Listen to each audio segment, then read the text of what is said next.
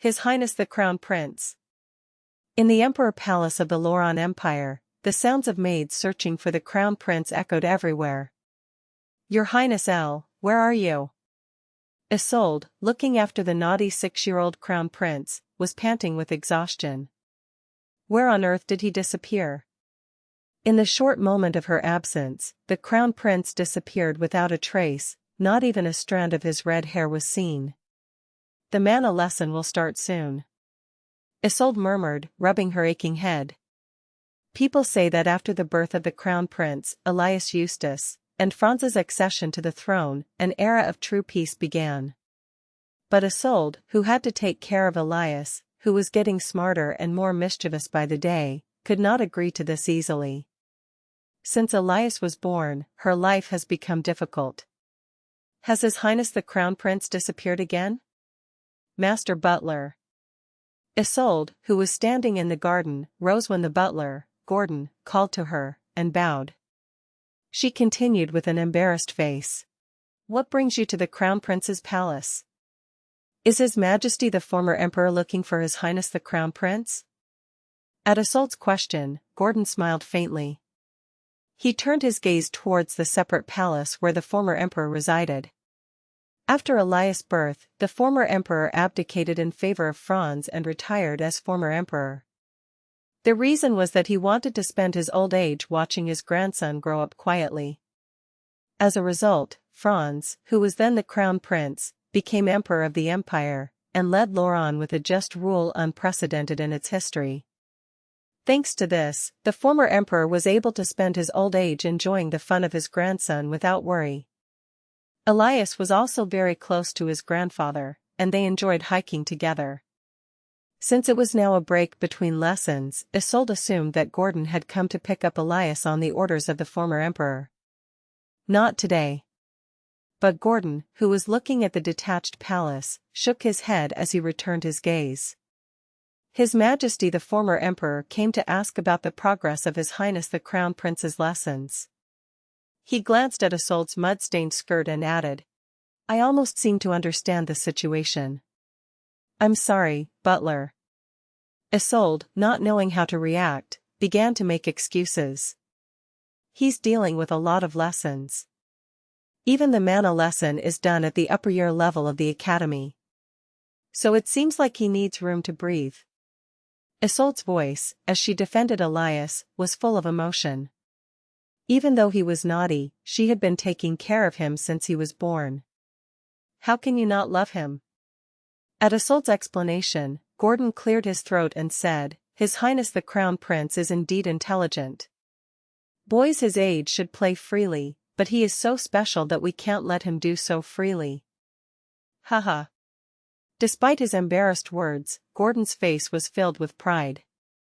He patted Isolde on the shoulder to reassure her. You are getting very tired. I will inform His Majesty the former Emperor as appropriate. Thanks. But you didn't find him in the garden. Are there other places you can look? I was going to the fountain. Gordon nodded in understanding at Isolde's answer. The fountain in front of the Crown Prince's palace was Elias' favorite place.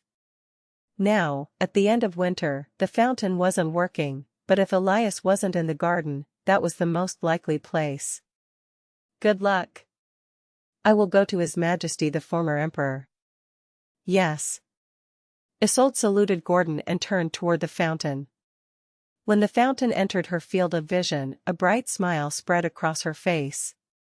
She saw the boy she was anxiously looking for. His Highness the Crown Prince. The red-haired boy, who was squatting in front of the fountain, looked slowly at Isolde when she called him. The boy blinked his sparkling golden eyes and put his finger to his lips. Crisp. At Elias's signal, Isolde closed her mouth and walked towards him cautiously. She intended to get closer to see what the Crown Prince was planning. Look at this, Isolde. As Isolde stood beside him, Elias' clear voice echoed in front of the fountain. The prepubescent boy's voice was as pure as an angel's song. This. Don't you think my mother will like it?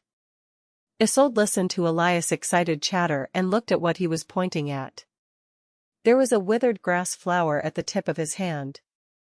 Its petals looked dry and stiff, as if they would soon collapse. This is amazing? Yes. Elias raised his voice confidently. Isolde bit her lips, unable to find the words. What's wrong? The Empress certainly loves flowers. Isolde felt that it would be difficult to tell the boy full of expectations that this was not appropriate, so she hesitated. What next? At her cold reaction, Elias frowned one eyebrow. Seeing his expression, which looked exactly like that of his father, the Emperor, Isolde quickly continued her speech. Anything your Highness offers is sure to please her, so she will love this too. Isolde, really? Only then did Elias soften his serious expression and smiled innocently. Isolde sighed secretly and placed her hand on her chest. She almost hurt Elias' feelings. If that had happened, the mana lessons and all of the day's plans would have been cancelled. As she breathed a sigh of relief to avoid the worst-case scenario, Elias extended his hands towards the grass flower. He extended his hands as if he were warming him with a fire and smiled. Of course, my mother will love anything I give her. But she would love a flower in full bloom, wouldn't she? What? What dash? When Isolde responded, a white light emanated from the boy's hand. The grassy flower raised its bowed head, and its dry petals opened with freshness. What is your opinion? Elias's eyes lit up as he looked at the beautiful red flower. Isolde opened her mouth slightly, unable to speak this time. Mana Elias is light. Light mana, unlike ice or fire mana, is still being researched. Its power and abilities vary greatly depending on its owner, from simply shining a simple light to being able to light up the entire world, as they say. But this ability, the ability to revive a dead plant with sun-like light, is something you've never heard of before. Isolde was amazed by Elias' tremendous ability. Perhaps Elias will be an emperor who will change the history of the empire in the future. I'm done, but now he is just a little boy who wants to give his mother a flower. Elias picked the revived flower and held it in his small hand. Where's Mom? Let's go quickly. Isolde nodded, confused. Perhaps she was nurturing a great being beside her.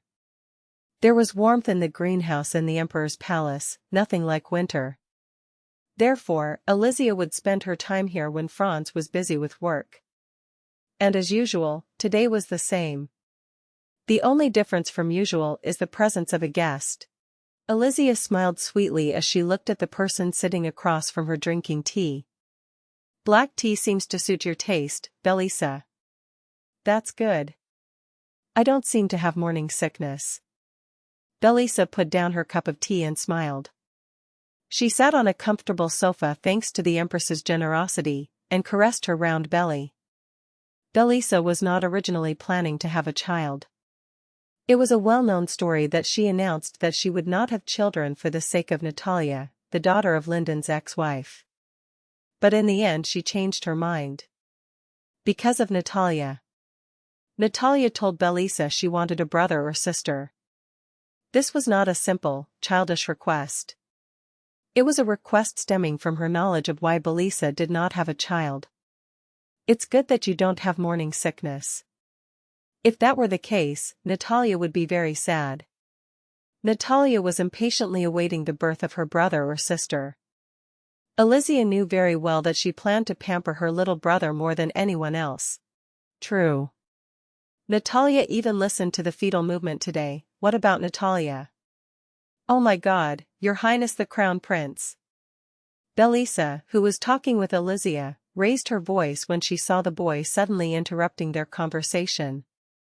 The boy smiled at Aleisha with wrinkled eyes and said, Mrs.